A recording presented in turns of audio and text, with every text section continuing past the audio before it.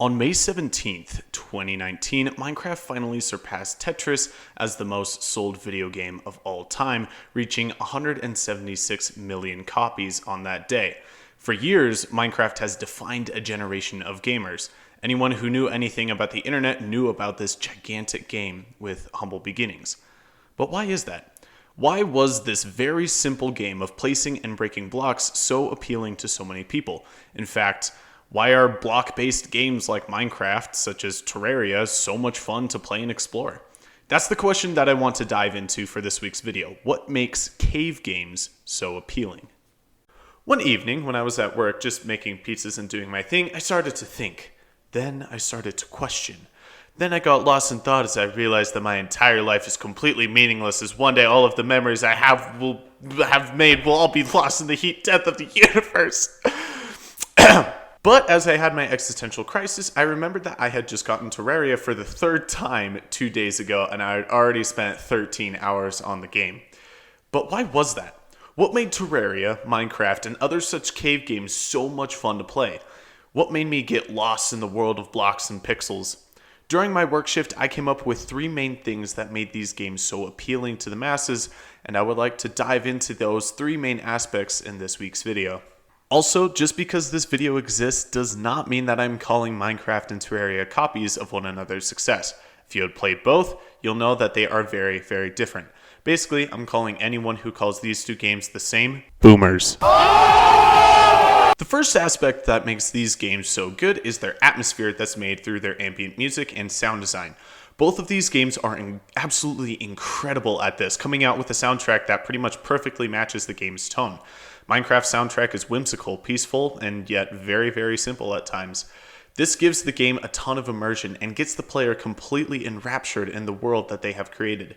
Terraria's soundtrack, on the other hand, has very different tones for each song.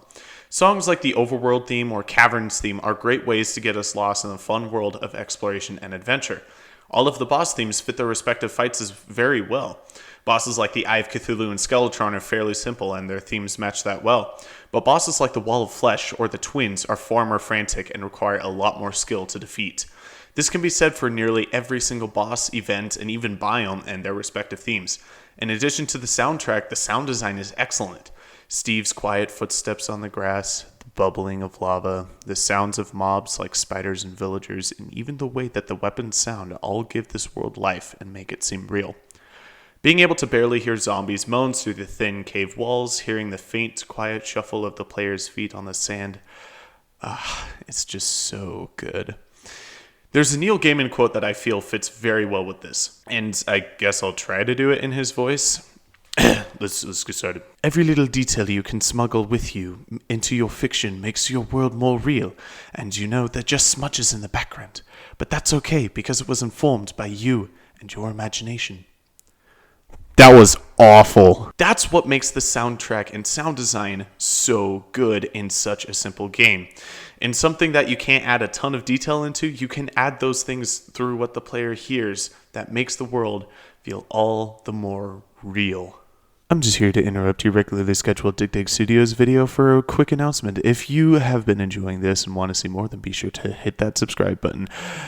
Alright, that's all. Thanks. Bye. The second aspect is randomness. Minecraft and Terraria have the incredible opportunity to make each and every playthrough completely different by just changing what the world looks like. Each random seed in the game makes for an adventure that feels completely different every time. Even though with Terraria as an example, the way the game plays is always the same, it never feels the same. Thanks to the randomness, these games can last much longer and can be played for much longer than usual because there will always be something different. This is probably why Among Us started to lose steam when it came to popularity. Yes, the imposter was different every time, mostly. But each game didn't really feel all that different, so like most other games, it just got old and repetitive. But not Minecraft. Minecraft was able to keep going because every single adventure was new and different by simply making the world the player inhabits a little bit different. No 2 playthroughs are going to be exactly alike, which makes for a game that can be played thousands of times over and not get all that tiring. The third and final aspect of these cave games is the 2-game system. Each adventure has 2 different kinds of players. Ones that will try to speedrun the game and beat it as quickly or efficiently as possible, and ones that just sit back and enjoy the experience.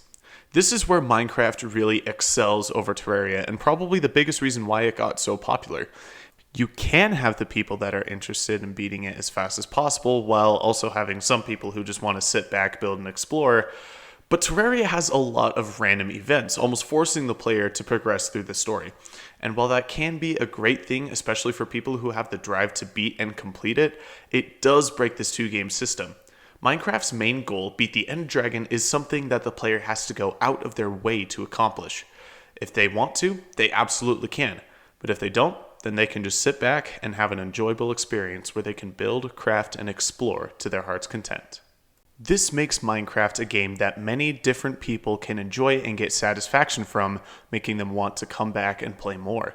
The atmosphere, the random new experiences, and the two main ways to play make cave games, such as the gaming giant Minecraft, so appealing. Thank you all for watching. If you really enjoyed and want to see more, then subscribe. And if there is another game that you want me to discuss, then let me know in the comments below. I've had tons of fun discussing games over the last 2 weeks, so if you want to see more, then smash that like button. Last week's Undertale video was tons of fun, so be sure to check that out. Okay, thank you all for watching. Bye!